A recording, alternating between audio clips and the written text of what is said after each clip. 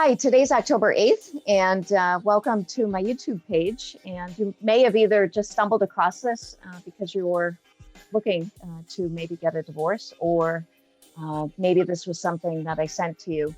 This part of my page is dedicated to people in certain professions.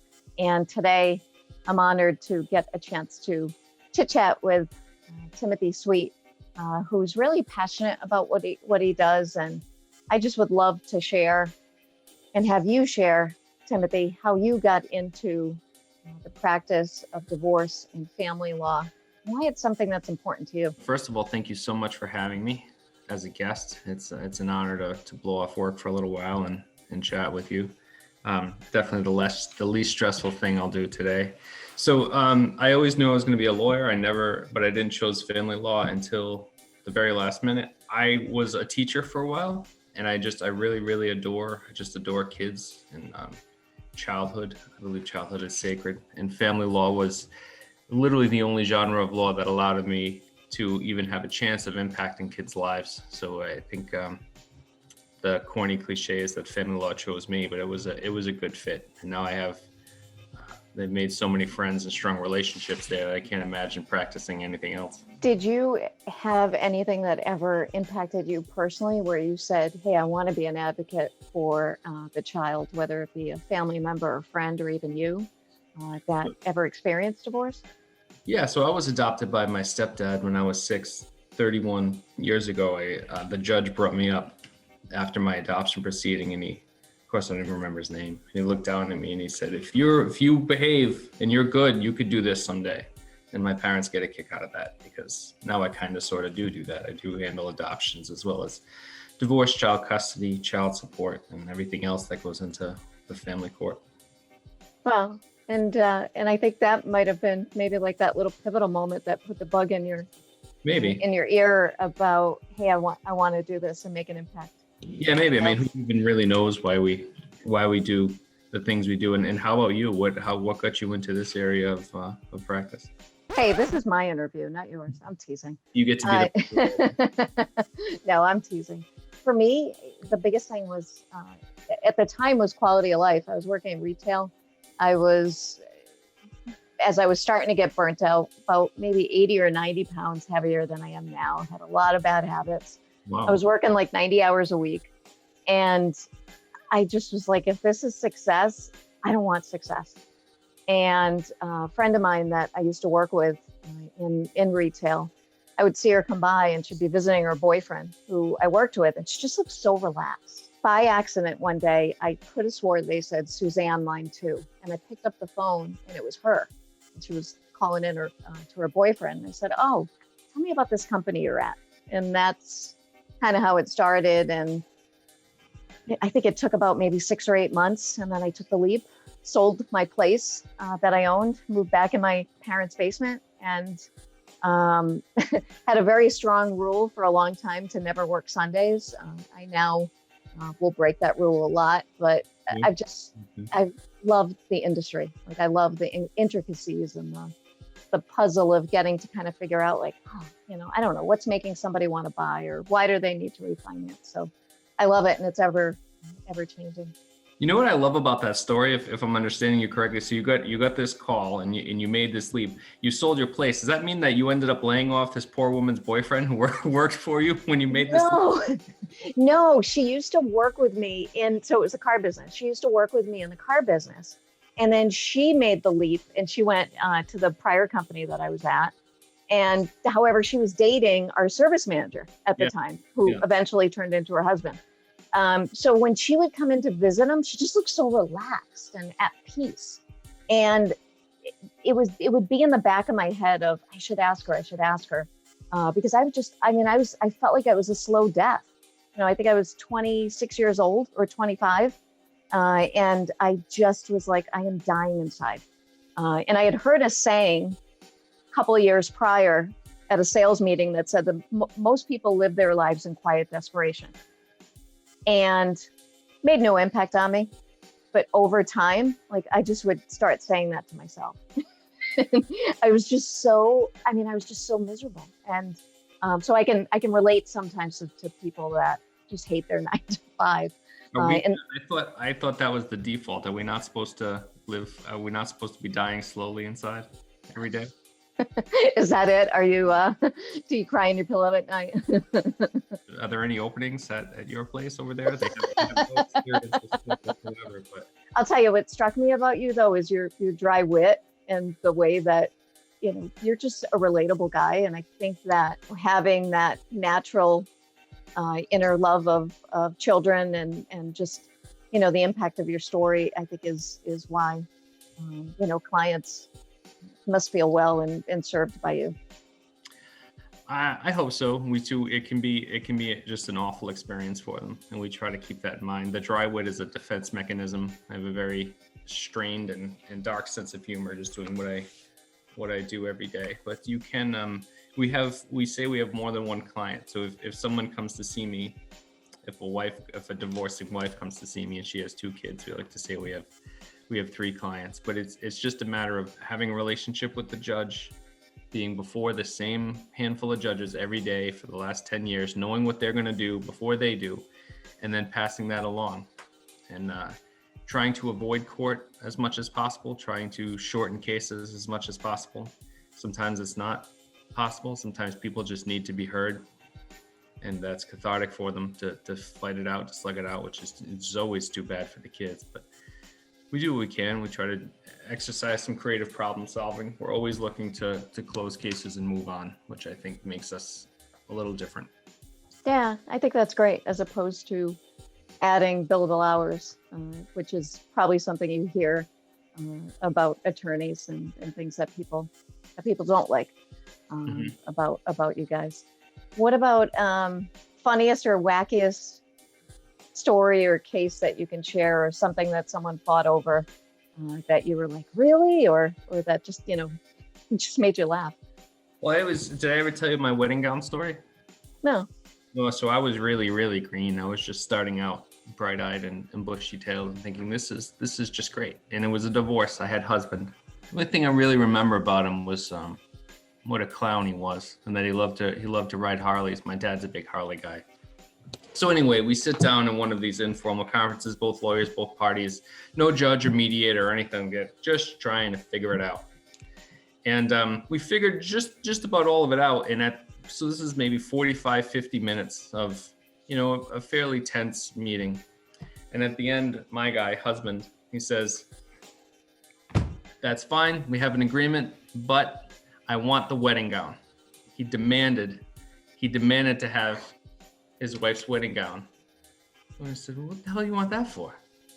He said, "Oh, I don't. I just don't want her to have it." Wow. Strong. Yeah, I fired him that day. We do everything in our power to end these cases, but the people have to be emotionally ready. The people have to want to be able to move on. And sometimes people aren't there. Sometimes people just want to keep fighting over who gets Tommy for Thanksgiving, or, you know, who gets the $500 IRA or whatever it may be. Are there truly amicable cases that you've seen? It's not, you know what it is? It's inhumane. That's the word I want to use for it. It's an inhumane process that no one should have to go through. So you want to get through it as quickly as possible. And if you can do it without going to court, all the better. Yeah, but sure, there are amicable ones. Yeah, no, they never get the press, right? They don't make for fun YouTube videos. But yeah, there's amicable ones, sure. One of my dearest friends had this thing on divorce of, how did she say? You know, back in the 1400s or whenever marriage started, you know, people's lifespan was only 30 or 40 years old. How can you really spend the rest of your life with someone? So that was her take on it, and it's always made me laugh. She's been married 3 times. No judgment. Yeah, or to what extent are we just facing the end of marriage as a concept? I know that millennials are now shifting toward what they would call a 10-year contract instead of a lifelong commitment, which seems at first blush to be callous and calculated, but is also hyper practical. Because as we're seeing now and I have to give it to the marriages that are still going. Are you married, Suzanne? Yes. The marriages that are still going strong these past 4 years, so again, we're recording this in a month before the 2020 election. But the last 4 years, which to my eyes have to be the most divisive political times in this country since the Civil War, without hyperbole. It's that bad.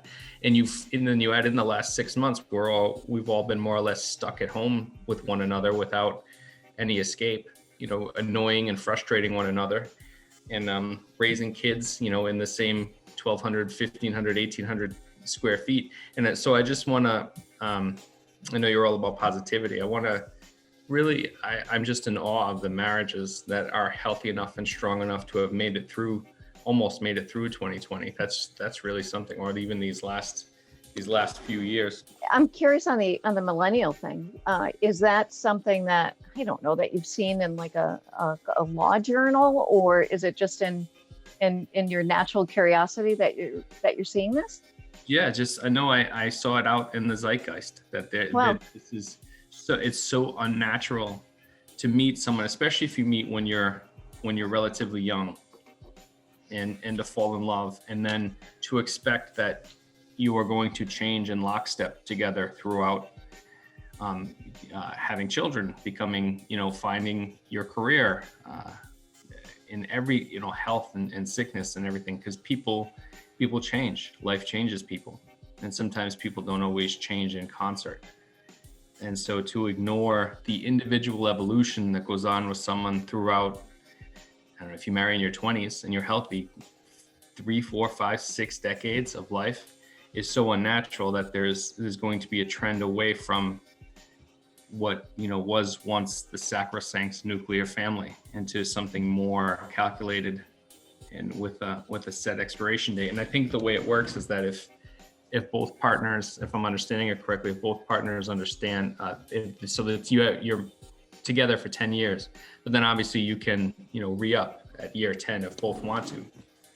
And if it's not mutual, then they just go their separate ways. That is fascinating. I'm gonna have to read into that. Although we're at the 13-year mark for being married, so I'm a fatalist. If I'm even using the term right of like, hey, that's it, I got married, and for better or worse. But I can see your point of sometimes you grow apart, and that's where people like you are helpful, for sure.